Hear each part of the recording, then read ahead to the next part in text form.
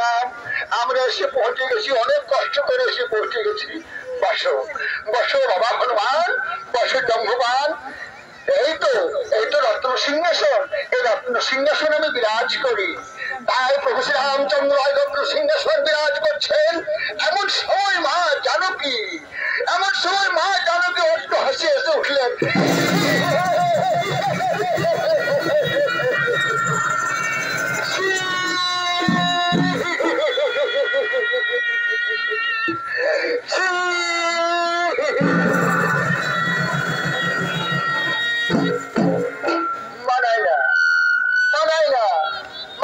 স্বামী রত্ন সিংহাসন মানায় না, সামান্য দশাননকে বধ করে অহংকার, এত দর্প।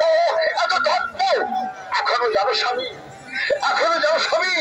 ওই পুষ্পকের রাজা, এই পুষ্পকের একটা সদস্যরা রাবণ জীবিত রয়েছে, তাকে তোমরা নিধন করতে পারো।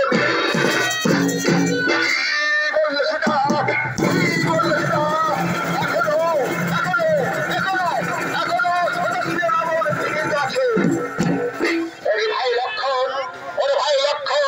শুনে হনুমান, শুনে জম্ভুবান, সকল শুনে মানে কথা।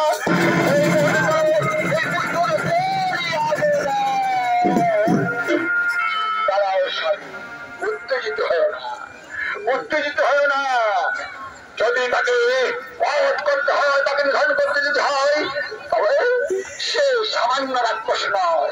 যদি আমি 14 বছর লঙ্কায় গিয়ে অনিদ্রাহারা আছি, 14 বছর অক্ষত আমি গ্রহণ করি না, যদি আমার শরীর সতীর্থ আছে, তাহলে আমি করিব বললে সীতা, সামান্য নারী হয়ে তুমি রাক্ষসের রণে যাবে? তুমি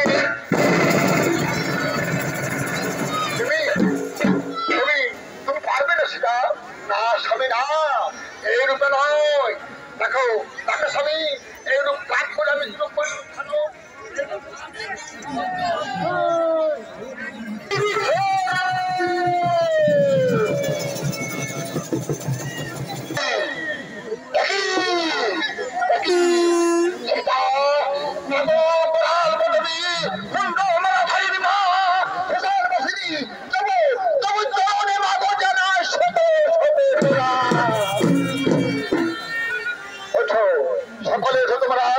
সকালে ওঠো। আমি এই মুহূর্তে ওই পুষ্পক ভগবান সদস্য রাবণের তবে সীতা কালী উঠে রণ করে